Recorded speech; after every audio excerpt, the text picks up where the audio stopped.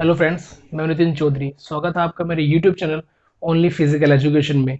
हम यूनिट 7 कर रहे हैं, physiology and injuries in sports. इसका पार्ट 1 मैं बना चुका हूँ।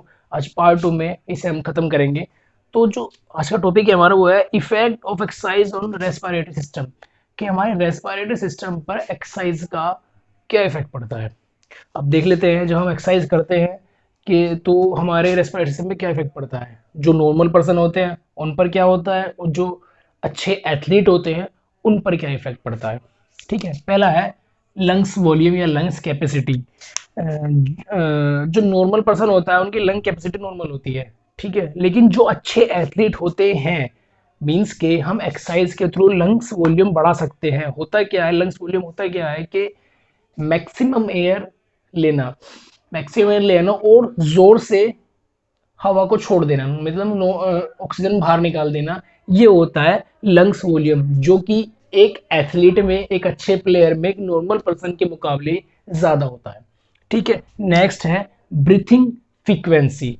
ब्रीथिंग फ्रीक्वेंसी क्या होता है कि हम एक मिनट में कितनी बार हम ऑक्सीजन इनटेक इनटेक करते हैं या छोड़ते हैं। ठीक है, इनहेल एक्सेल। तो लगभग 20 बार, लगभग 12 से 20 बार एक मिनट में हम ऑक्सीजन लेते हैं और छोड़ते हैं। लेकिन एक अच्छे एथलीट में ये 7 से 8 बार हो जाता है। ठीक है, 7 से 8 बार एक अच्छे एथलीट में, ये 7 से 8 बार मीन्स के उसकी जो ब्रीथिंग फ्रीक्वेंसी होगी वो कम हो जाएगी। ठीक है, अब है maximum minute ventilation. Maximum minute ventilation means के एक मिनट में हम कितनी ऑक्सीजन ले रहे हैं और कितनी ऑक्सीजन छोड़ रहे हैं एक मिनट में। ठीक है, अब मैक्सिमम मिनट वेंटिलेशन है कि जो नॉर्मल पर्सन होते हैं उनके अंदर जो वो 100 लीटर 100 लीटर पर मिनट ऑक्सीजन लेते हैं। ठीक है, 100 लीटर पर मिनट ऑक्सीजन लेते हैं। लेकिन एक अच्छे एथलीट में ये, या ड्यूरिंग द ट्रेनिंग ये 150 से 160 लीटर पर मिनट पहुंच जाता है। ये 150 से 160 पर मिनट पहुंच जाता है। ये नॉर्मल पर्सन में क्या होता है, 100 लीटर पर मिनट। लेकिन ड्यूरिंग द एक्सरसाइज अच्छे एथलीट में ये 150 से 160 लीटर पर मिनट पहुंच जाती है ये। ठीक है, अब है पल्मोनरी डिफिशन। पल्मोनरी डिफिशन क्या होता है कि जो ऑक्सीजन का एक्सचेंज होता है, जो हमारी गैसेज होती है, ठीक है, हमने ऑक्सीजन ली, ठीक है, और जब हम छोड़ते हैं ऑक्सीजन को तो उसमें कार्बन डाइऑक्साइड भी होता है। तो जो एक्सचेंज होता है इन गैसेज का वो हमारे एल्वोलाई में होता है। छोटे छोटे एल्वोलाई होते हैं, इस तरह से छोटे छोटे एल्वोलाई बने होते हैं हमारे लंग्स के अंदर, ब्रोंचीज में। तो उसमें एल्वोलाई होते हैं, उन एल्वोलाई के अंदर ही गैसेस का एक्सचेंज होता है। तो जब हम एक्सरसाइज करते हैं तो हमारी हार्ट बीट तेज रहती है। तो लंग्स के ऊपर ज़्यादा प्रेशर रहता है। ज़्यादा प्रेशर के मुकाबले क्या होता है, तो जो ये एल्वोलाई होती है तो इनका इनका साइज जो है थोड़ा सा बड़ा हो जाता है। बड़ा किस लिए हो जाता है, क्योंकि हमें ऑक्सीजन की ज़्यादा नीड होती है।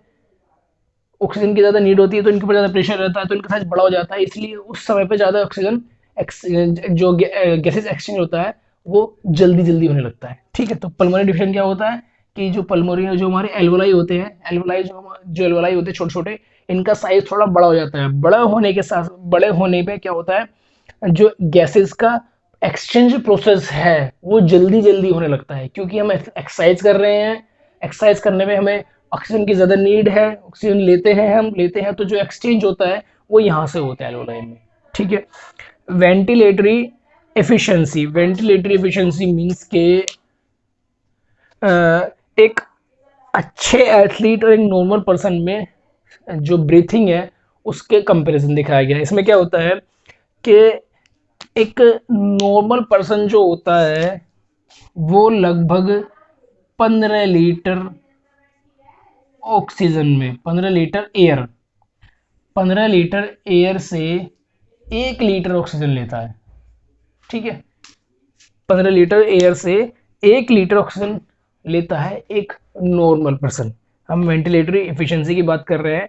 एक नॉर्मल पर्सन 15 लीटर एयर लेता, 15 लीटर एयर में से 1 लीटर ऑक्सीजन ही ले पाता है। ठीक है, वो 1 लीटर ही ऑक्सीजन लेता है जो कि हमारी नीड है। लेकिन एक अच्छा एथलीट 12 लीटर एयर से उतनी ही ऑक्सीजन ले लेता है। एक अच्छा एथलीट 12 लीटर हवा से ही 1 लीटर ऑक्सीजन ले लेता है। ये होता है वेंटिलेटरी एफिशिएंसी। मैं एक बार फिर बता देता हूँ, लंग्स वॉल्यूम क्या होता है। लंग्स वॉल्यूम मीन्स हमारे लंग्स की कैपेसिटी होती है कि पूरी लंग्स में पूरी हवा भरना और जोर से छोड़ देना, वो हमारे लंग्स का वॉल्यूम है, जो कि बढ़ जाता है एक्सरसाइज कर करके। लंग्स वॉल्यूम बढ़ जाता है। ठीक है, ब्रीथिंग फ्रीक्वेंसी क्या होती है। ब्रीथिंग फ्रीक्वेंसी हमारी डिक्रीज हो जाती है। ब्रीथिंग फ्रीक्वेंसी इंक्रीज नहीं होती, वो हमारी डिक्रीज हो जाती है। एक नॉर्मल पर्सन 12 से 20 बार पर मिनट, 12 से 1 मिनट में 12 से 20 बार ऑक्सीजन लेता है, मीन्स के सांस लेता है वो। ठीक है, लेकिन अच्छा एथलीट जो होगा 7 से 8 मिनट, 7 से 8 बार 1 मिनट में, या ड्यूरिंग द एक्सरसाइज। ठीक है, ड्यूरिंग द एक्सरसाइज वो 7 से 8 बार, 7 से 8 बार 1 मिनट में ऑक्सीजन लेता है। ठीक है, maximum minute ventilation, maximum minute ventilation means के जो एक नॉर्मल पर्सन होता है वो मैक्सिमम कितनी एयर लेता है, कितनी एयर लेता है, कितनी ऑक्सीजन लेता है। तो 100 लीटर, 100 लीटर वो पर मिनट, 100 लीटर पर मिनट वो ऑक्सीजन लेता है। ठीक है, लेकिन ड्यूरिंग द एक्सरसाइज एक अच्छा एथलीट, एक ट्रेन एथलीट 150 से 160 लीटर ऑक्सीजन पर मिनट ले लेता है। ठीक है, पल्मोनरी डिफ्यूजन, पल्मोनरी डिफ्यूजन क्या होता है कि जो हमारे एल्वोलाई होते हैं लंग्स के अंदर, जहाँ पर हमारे गैसेस का एक्सचेंज प्रोसेस होता है, उनका साइज बड़ा हो जाता है। ठीक है, ऑक्सीजन की डिमांड ज़्यादा होती है तो जल्दी जल्दी ऑक्सीजन एक्सचेंज भी होनी होती है, तो इनका साइज बड़ा हो जाता है ताकि ऑक्सीजन प्रोसेस जो एक्सचेंज है वो जल्दी हो सके। जल्दी होगा तो हमें ज़्यादा ऑक्सीजन मिल सकती है। ठीक है, फिर है ventilatory efficiency. Ventilatory efficiency means के एक अच्छा एथलीट, एक देखो दोनों की ऑक्सीजन सेम है, दोनों सेम ही ऑक्सीजन ले रहे हैं। ठीक है, सेम लीटर ही ले रहे हैं, 1 लीटर ये ले रहा है, 1 लीटर ले रहा है, लेकिन डिफरेंस कहाँ आ रहा है। डिफरेंस यहाँ पे आ रहा है कि एक नॉर्मल पर्सन को 15 लीटर, लगभग लगभग 15 लीटर हवा की जरूरत होती है 1 लीटर ऑक्सीजन लेने के लिए उसमें से। ठीक है, लेकिन एक अच्छा एथलीट 12 लीटर में से 12 लीटर हवा से ही 1 लीटर ऑक्सीजन ले लेता है। ठीक है, ये है क्या इफेक्ट पड़ते हैं रेस्पिरेटरी सिस्टम पर एक्सरसाइज के। अब नेक्स्ट चलते हैं, क्या इफेक्ट पड़ेगा मस्कुलर सिस्टम पर।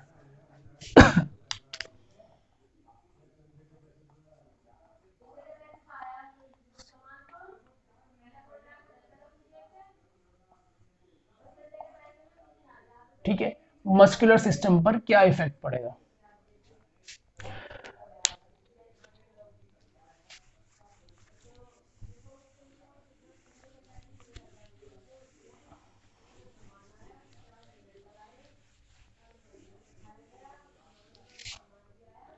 मस्कुलर सिस्टम पर क्या इफेक्ट पड़ेगा, जो हमारा मसल्स है, मसल्स पर हमारे में क्या इफेक्ट पड़ता है। पहला, ब्लड फ्लो,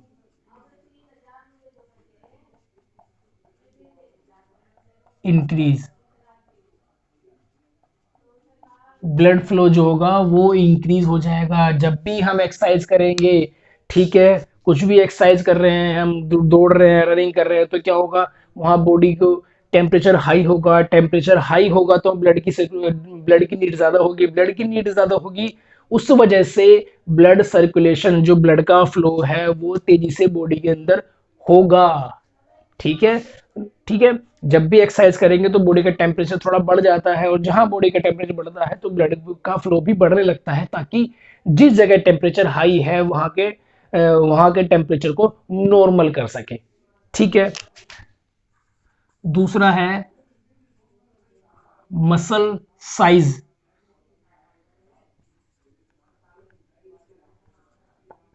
मसल साइज या मसल हाइपरट्रॉफी। मसल हाइपरट्रोफी, ठीक है।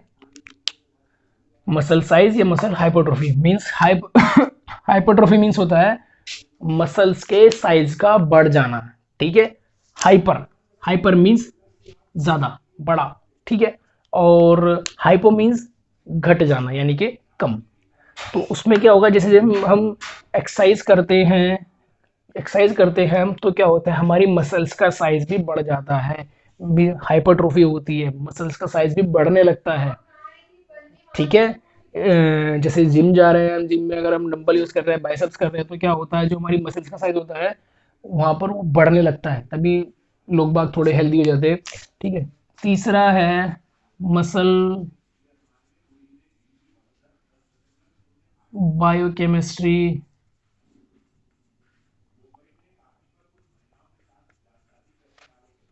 मसल्स मसल बायोकेमिस्ट्री में होता है क्या है, जब भी हम एक्सरसाइज करते हैं उस समय एनर्जी यूज होती है, एनर्जी यूज होगी तो मतलब एनर्जी यूज भी होगी, एनर्जी बनेगी भी, ठीक है। अब एनर्जी यूज होगी बनेगी तो उस समय क्या होता है, जो हमारी सेल्स होती है, सेल्स के अंदर माइटोकॉन्ड्रिया होता है, तो माइटोकॉन्ड्रिया ज्यादा बनेंगे और ज्यादा एनर्जी देंगे, ठीक है। तो मसल बायोकेमिस्ट्री में क्या होगा, जो हमारे सेल्स के अंदर माइटोकॉन्ड्रिया होते हैं, माइटोकॉन्ड्रिया ज्यादा बनेंगे, ज्यादा बनेंगे तो हमें ज्यादा एनर्जी देंगे वो, ठीक है। तो ये होती है हमारी मसल केमिस्ट्री, मसल बायोकेमिस्ट्री बस इतना ही है कि जब भी हम एक्सरसाइज करते हैं तो एनर्जी की नीड होती होती है, एनर्जी की नीड होगी तो जो हमारे सेल्स के अंदर हमारे माइटोकॉन्ड्रिया होते हैं, माइटोकॉन्ड्रिया को हम क्या बोलते हैं, पावर हाउस ऑफ बॉडी हमारी। तो वो ज्यादा बनेंगे, ज्यादा बनेंगे तो क्या होगा, हमें ज्यादा एनर्जी मिलेगी, ठीक है। अब चलते हैं नेक्स्ट,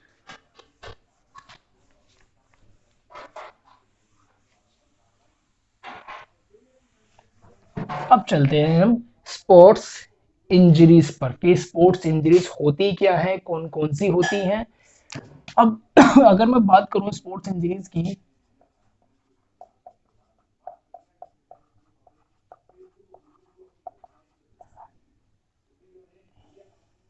ठीक है, स्पोर्ट्स इंजरीज की बात करूं तो इंजरीज दो तरह की होती है, एक एक्यूट और एक ओवर यूज इंजरी। एक एक्यूट, दूसरी होती है over use, over use injury.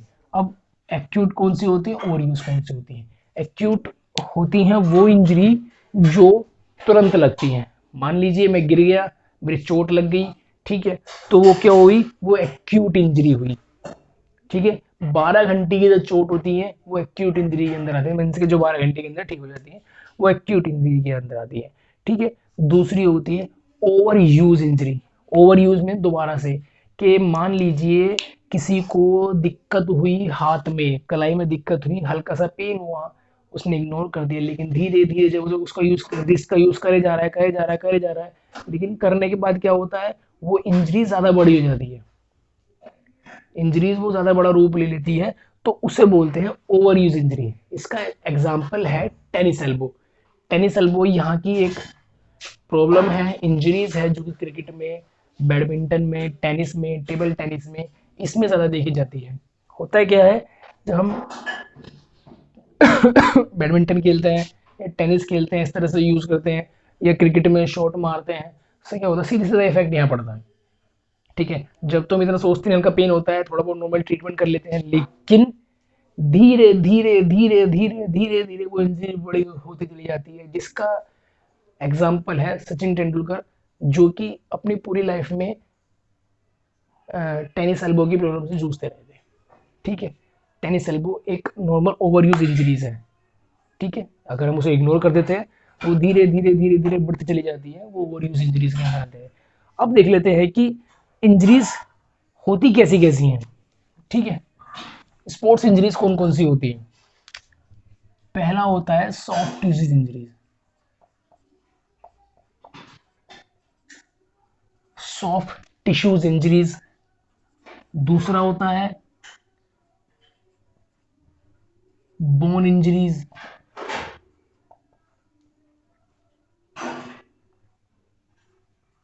Bone injury. तीसरा है जॉइंट इंजरीज।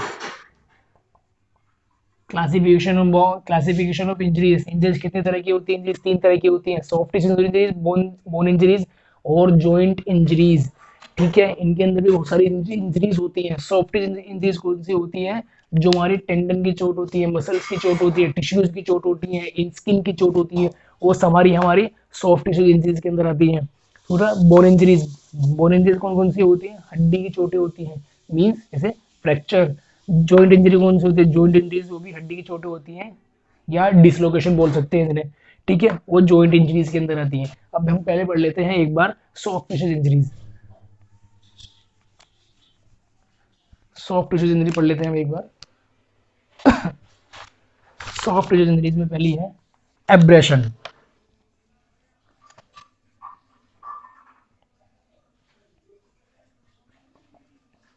अब एब्रेशन क्या होता है? एब्रेशन ये स्किन की चोट है, यानी कि ये सॉफ्ट टिश्यू इंजरीज के अंदर आती है। इसमें क्या होता है? किसी भी चीज से रगड़ लग जाती है। मान लीजिए कोई बच्चा है वो गिर गया, या कोई प्लेयर है वो ग्राउंड पे खेल रहा है, उसने डाइव लगाई, तो क्या होता है? स्किन रब हो जाती है, स्किन छिल जाती है उसकी। तो छिलने पे क्या होता है? स्किन छिलने पे स्किन रेड रेड हो जाती है, ब्लड नहीं निकलता, स्किन रेड रेड हो जाती है, उसे बोलते हैं एब्रेशन। ठीक है, खाल छिल जाती है, स्किन छिल जाती है, लेकिन ब्लड नहीं निकलता, लेकिन स्किन जो है वो रेड रेड हो जाती है, उसे बोलते हैं एब्रेशन। ठीक है, दूसरी है हमारी कॉन्ट्यूशन।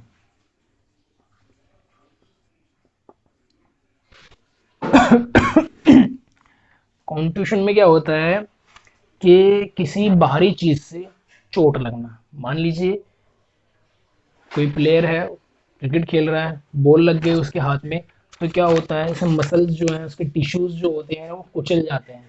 ठीक है, कुचलने पे क्या होता है? वहां पर नीला नीला हो जाता है, ब्लू ब्लू हो जाती है स्किन, काली पड़ जाती है, नीली नीली हो जाती है स्किन, खून नहीं निकलता, स्किन रेड नहीं होती, कुछ नहीं होता, स्किन छिलती नहीं है, लेकिन होता क्या है?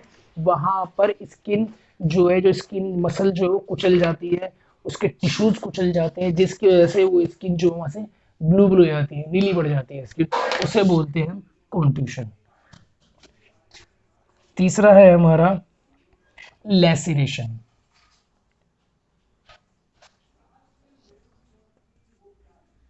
लैसिरेशन लैसिरेशन में क्या होता है?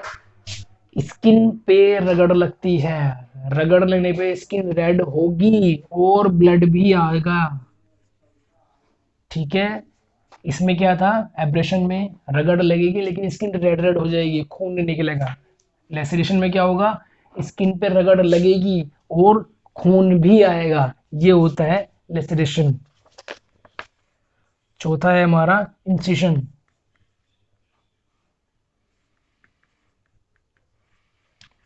इंसिशन इंसिशन क्या होता है? इंसिशन होता है कि हमारे स्किन पे कट लग जाना। मान लीजिए खेलते खेलते हमको कोई कुछ चीज ऐसी लगी, कोई कोई ऐसा इक्विपमेंट्स लगे, नुकीला नुकीला कोई इक्विपमेंट्स लगा आपको, आपकी स्किन छिल गई, आपकी स्किन कट लग गई। ठीक है, कट लग गया आपकी स्किन के वहां पे, उसे बोलते हैं हम लेसिरेशन, मीन्स के कट लग जाना।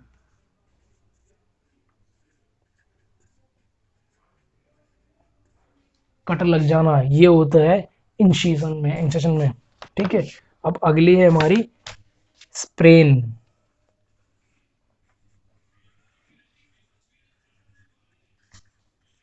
स्प्रेन क्या होता है? ये हमारी लिगामेंट की इंजरीज होती है। इसमें क्या होता है? इसे हम मोच भी बोलते हैं। होता क्या है, जो हमारी जो जॉइंट्स होते हैं वो लिगामेंट, मतलब जो जॉइंट्स पे होते हैं उसमें लिगामेंट जो होता है उसे बांध के रखता है उसे। उसे जैसे इंजरीज है, ये जॉइंट है हमारा, तो इसके चारों तरफ जो होता है वो जॉइंट्स को लिगामेंट जो है बांध के रखता है। लेकिन क्या होता है, कभी कभी ऐसा होता है कि एकदम से वो जॉइंट जो होता है ज्यादा मुड़ जाता है, ज्यादा मुड़ने के साथ जो ज्यादा मुड़ते हैं तो जो लिगामेंट होता है वो टूट जाते हैं। वो लिगामेंट्स होते हैं वो टूट जाते हैं, तो जो टूटते हैं वो उसे बोलते हैं स्प्रेन। ठीक है, स्प्रेन क्या होता है? स्प्रेन लिगामेंट की चोटें ही होती हैं, स्प्रेन लिगामेंट की चोटें होते हैं, जब लिगामेंट अपनी एक लिमिट से ज़्यादा खिंच जाते हैं या टूट जाते हैं, उसे बोलते हैं स्प्रेन। ठीक है, अब देखते हैं नेक्स्ट है स्ट्रेन।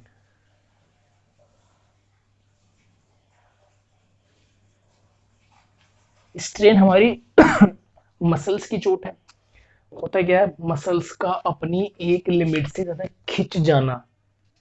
ठीक है, अपनी एक लिमिट से ज्यादा खिंच जाना वो होता है हमारा स्ट्रेन। ठीक है, इसका एक मसल्स जो है हमारी भाई जो नॉर्मल पर्सन होता है, अगर मैं उससे कहूँ भाग, ये एक्सरसाइज कर, वो एक्सरसाइज कर, वहां से कूद, तो क्या होगा, उसकी मसल जो एकदम खिंच जाएगी कहीं ना कहीं। कुछ एक्सरसाइज वैसी है, कुछ एक्सरसाइज ऐसी होगी जिसमें क्या होगा, उसकी मसल खिंच जाएगी, वो पैर पकड़ के बैठ जाएगा, हाथ पकड़ के बैठ जाएगा, या पेट पकड़ के बैठ जाएगा। उससे क्या होगा, जो जो उसकी मसल्स होगी वो खिंच जाएगी। वो खिंचना क्या होता है, मसल्स को खिंचने को क्या बोलते हैं, उसे बोलते हैं हम स्ट्रेन। किस वजह से होती है ये, पुअर वार्म अप की वजह से। अगर हम वार्म अप ठीक नहीं करेंगे तो क्या होता है, ये होगा ही होगा।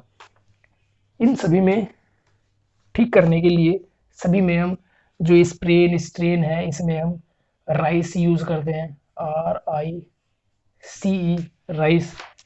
राइस माने रेस्ट, आइस माने आइसिंग, कंप्रेस। कंप्रेस मीन्स उस हिस्से को दबा कर रखेंगे। और ये एलिवेशन, एलिवेशन मीन्स उस हिस्से को अपने हार्ट के साइज से, मतलब अपने हार्ट से थोड़ा ऊपर उठा के रखेंगे, एलिवेशन देंगे उसे। ठीक है, आर रेस्ट हो गया, आई से आइसिंग हो गया, उस पर आइसिंग करेंगे। सी से कंप्रेस, मतलब उसे दबा के रखेंगे। ई से एलिवेशन में देंगे, उसे उठा के रखेंगे। इतना उठा के रखना है कि उसका जो उठे वो हमारा हार्ट है इससे ऊपर उठा रहे। ठीक है, तो ये एब्रेशन रगड़ लगेगी। ठीक है, लेकिन स्किन जो है खून नहीं निकलेगा। ठीक है, रेड रेड हो जाएगी। कॉन्ट्यूशन, कॉन्ट्यूशन मीन्स मतलब मसल्स का कुचल जाना। कोई किसी चीज ने आपको टक्कर मार दी या बोल बोल लग गई, कोई इक्विपमेंट ऐसा लगा कि आपकी मसल्स कुचल गई, टिश्यूज आपके कुचल गए। ठीक है, तो स्किन इसमें रेड रेड, उसमें ब्लू हो जाती है, ब्लैक हो जाती है। ठीक है, लेसरेशन, रगड़ के साथ खून आता है। इंसिशन, इंसिशन मीन्स कट लग जाना। कोई इक्विपमेंट्स आपको ऐसा लगा जिससे कट लग गया during the game. Sprain, ligament की इंजरी होती है, लिगामेंट का अपनी लिमिट से ज़्यादा खिंच जाना। ठीक है, वो स्प्रेन स्प्रेन आ गया। स्ट्रेन, स्ट्रेन में मसल्स का खिंच जाना, वो स्ट्रेन में आ गया। ठीक है, अब चलते हैं हम बोन इंजरीज की तरफ।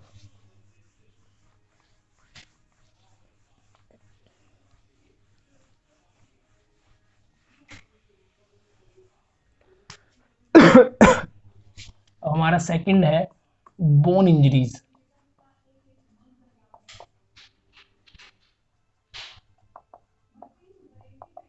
बोन इंजरीज में क्या आता है, हमारे फ्रैक्चर्स। बोन इंजरीज में हमारे फ्रैक्चर, फ्रैक्चर क्या होता है, बोन का, किसी भी हड्डी का एक, किसी भी हड्डी का दो पार्ट, दो या दो से ज्यादा पार्ट में डिवाइडेशन होना, मीन्स टूट जाना, वो होता है फ्रैक्चर। ठीक है, हड्डी का दो या दो से ज्यादा पार्ट में डिवाइडेशन हो जाना, वो होता है फ्रैक्चर। अब कुछ फ्रैक्चर है, बात कर लेते हैं उन पे। पहला है हमारा ग्रीन स्टिक फ्रैक्चर।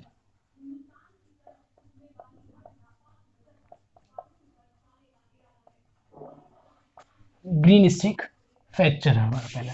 इसमें क्या होता है, ग्रीन स्टिक फ्रैक्चर में ये फ्रैक्चर मैक्सिमम ये फ्रैक्चर जो है, ये छोटे बच्चों के अंदर देखा जाता है। क्यों छोटे बच्चों के अंदर क्यों देखा जाता है, छोटे बच्चों जो होते हैं उनकी हड्डी जो है वो सॉफ्ट होती है, वो टूटती नहीं है, वो घूम जाती है, मुड़ जाती है। बहुत इंपॉर्टेंट है ये वाला फ्रैक्चर जो है, क्योंकि ये ऑब्जेक्टिव में कोई पूछा जा सकता है कि वो कौन सा फ्रैक्चर है जो छोटे बच्चों में देखा जाता है। ठीक है, ये ग्रीन स्टिक फ्रैक्चर, इसमें क्या होता है, जो बोन्स होती है वो ऐसे घूम जाती है। जैसे ये बोन्स है, ये बोन है, ठीक है, ये हड्डी है, ये घूमी, मुड़ गई, तो होता है क्या है, जो थोड़ा सा जो हिस्सा होता है यहाँ का, ये, ठीक है, जैसी ये घूमी तो ये यहाँ से अलग हो जाता है। ये छोटा सा हिस्सा जो होता है, छोटा चिप्स जो होता है, वो यहाँ से हल्का सा अलग हो जाते हैं, पूरी नहीं टूटती, ये हल्का सा हिस्सा जो ऊपर का हल्का चिप्स होता है ये निकल जाता है। ठीक है, यहाँ से घूमी, ऐसे हड्डी सीधी थी, यहाँ से घूमी और घूमते ही ये जो चिप्स था यहाँ से वो निकल गया। ठीक है, ये होता है ग्रीन स्टिक फ्रैक्चर, ये छोटे बच्चों के अंदर दिख जाता है। दूसरा देख लेते हैं हम क्या है, स्ट्रेस फ्रैक्चर।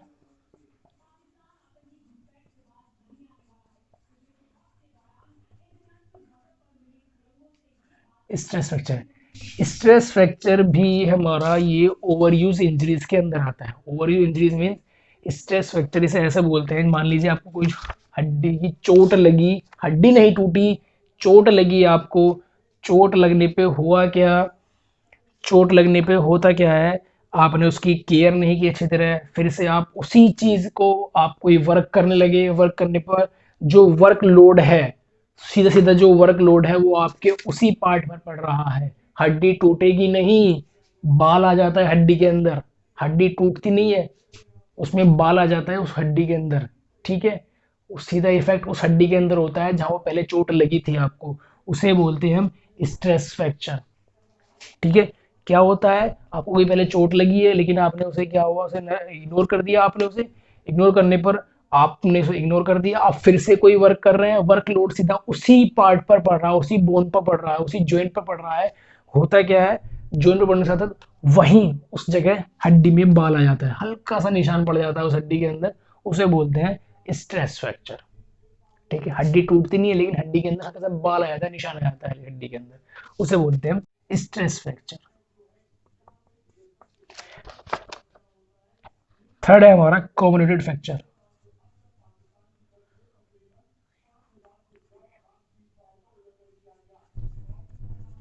कम्युनिटेड फ्रैक्चर, ठीक है, कम्युनिटेड फ्रैक्चर क्या होता है कि जब एक हड्डी मैक्सिमम पार्ट में डिवाइडेशन हो जाती है, दो नहीं, दो से ज्यादा पार्ट में हड्डी टूट जाती है, उसे बोलते हैं हम कम्युनिटेड फ्रैक्चर। मान लीजिए ये हड्डी है,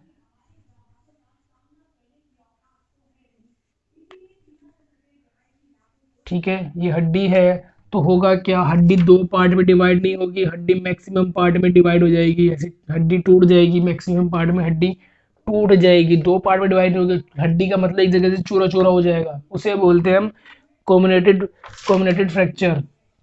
ठीक है, हड्डी दो से ज्यादा पार्ट में डिवाइड हो जाएगी, दो पार्ट में डिवाइड नहीं होगी, दो से ज्यादा पार्ट में डिवाइड हो जाएगी, उसे बोलते हैं हम कम्युनिटेड फ्रैक्चर। में आपको एक चीज और बता दूं, फ्रैक्चर दो तरह के होते हैं, एक सिंपल फ्रैक्चर और एक कॉम्प्लेक्स फ्रैक्चर। सिंपल फ्रैक्चर वो होता है कि हड्डी टूटी, ना कोई नुकसान हुआ, हड्डी अंदर ही टूटी, कोई दिक्कत नहीं हुई। ठीक है, कॉम्प्लेक्स फ्रैक्चर क्या होता है, कॉम्प्लेक्स फ्रैक्चर में हड्डी टूटती है, अपनी स्किन को नुकसान करती है, ऑर्गन को भी नुकसान करती है। ठीक है, जो टूटने के साथ साथ अंदर की चीजों को भी नुकसान करे, ठीक है, उसे बोलते हैं हम कॉम्प्लेक्स फ्रैक्चर। ठीक है, अब नेक्स्ट चलते हैं हम, जो हमारा फोर्थ है, फोर्थ है हमारा ट्रांसवर्स फ्रैक्चर।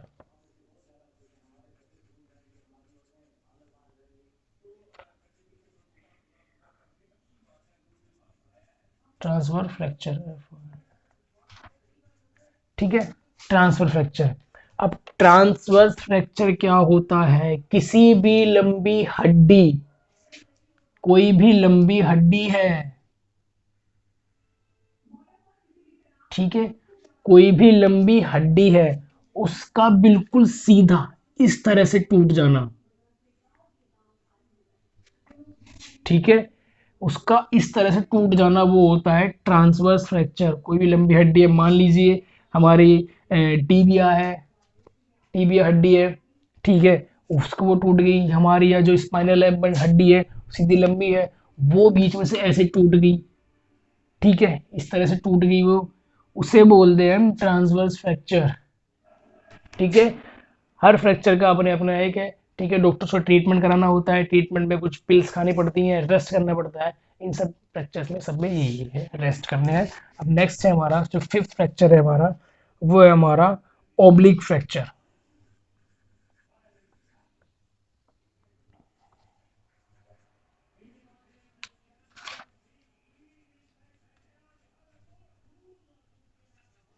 ओब्लिक फ्रैक्चर,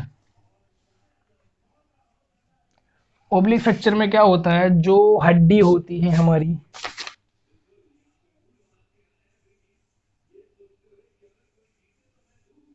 जो हड्डी होती है हमारी, हड्डी जो है वो कर्व में टूटती है या किसी और तरह टूटती है, लेकिन सीधी नहीं टूटती है ओब्लिक फ्रैक्चर के अंदर। ऐसे टूट जाएगी हड्डी वो,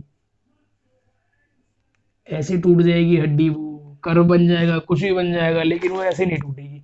जो भी ट्रांसफर फ्रैक्चर में क्या होता है, हड्डी बिल्कुल सीधी टूटेगी इस तरह से, ठीक है। लेकिन ओब्लिक फ्रैक्चर में क्या होगा, ओब्लिक फ्रैक्चर में हड्डी जो टूटेगी ऐसे कर्व बना लेगी, कर्व में टूट जाएगी, ठीक है, या बिल्कुल ऐसे टेढ़े टूट जाएगी, लेकिन ऐसे ऐसे नहीं टूटेगी, ठीक है। ये होता है ओब्लिक फ्रैक्चर। लास्ट वन है हमारा इम्पैक्ट फ्रैक्चर।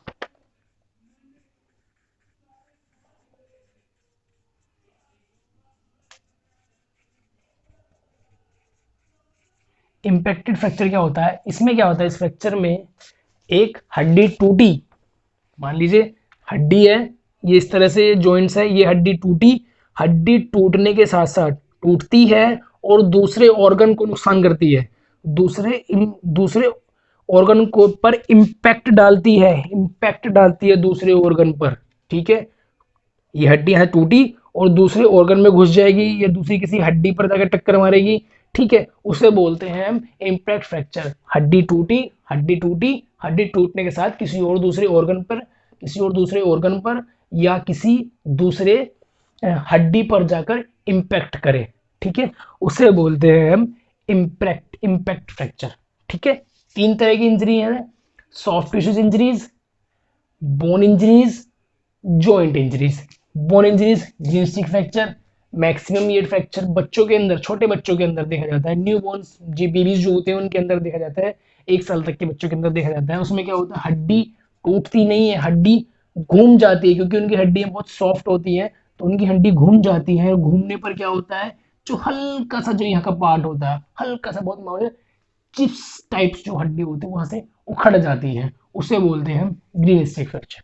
दूसरा है हमारा स्ट्रेस फ्रैक्चर, ये ओवरयूज इंजरीज के अंदर आता है, बार बार किसी हड्डी पर ज्यादा प्रेशर पड़ता है, ठीक है, उसी उसी जगह ज्यादा प्रेशर पड़ रहा है, उसी पार्ट से हम काम ले रहे हैं, उसी पार्ट पे ज्यादा प्रेशर पड़ रहा है, तो क्या हुआ, हड्डी टूटती नहीं है, लेकिन वहां पर बाल आ जाता है एक तरह का, ठीक है, निशान बन जाता है, उसे बोलते हैं स्ट्रेस फ्रैक्चर।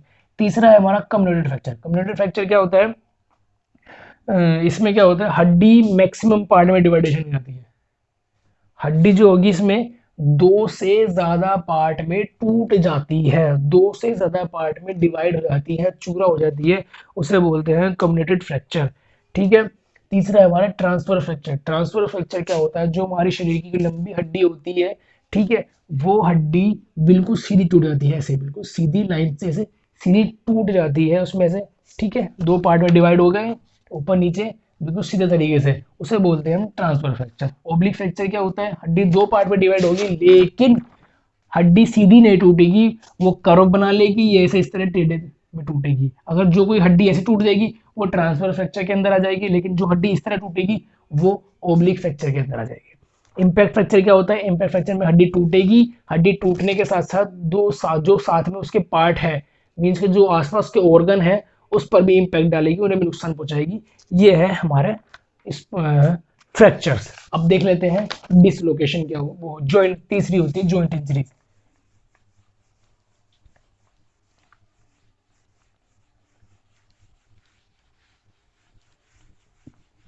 तीसरी है हमारी joint injuries, joint injury.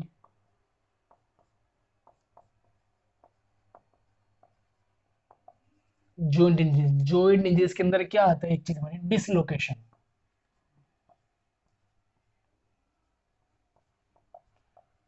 Dislocation, dislocation means joint पे से, जो जॉइंट होता है हड्डियों का, वो अपनी जगह से हट जाना, ठीक है। डिसलोकेशन मीन्स जो जॉइंट है, ये मैं गिरा या चोट लगी मुझे तो क्या हो गया, ये जॉइंट है अपनी जगह से हिला और हड्डी आपस में से हट गई, ये जॉइंट्स अपनी जगह से हट गया, इसे बोलते हैं हम डिसलोकेशन, जॉइंट्स का अपनी जगह से हट जाना। ये कहाँ का हो सकता है, हिप, शोल्डर,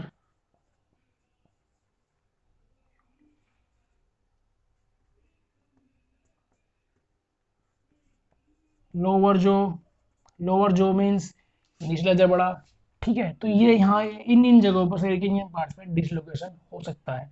जो हिप हिप जॉइंट्स है, ठीक है, वहां पर डिसलोकेशन हो सकती है। शोल्डर जॉइंट मैक्सिमम यहाँ देखा जाता है, हो तो कहीं भी किसी भी जोड़ पर हो सकती है, लेकिन मैक्सिमम जो है ये यहाँ पर देखी जाती है, ठीक है। तो ये स्पोर्ट्स इंजरीज थी। अब देख लेते हैं हम, नेक्स्ट टॉपिक है हमारा, वो है फर्स्ट एड।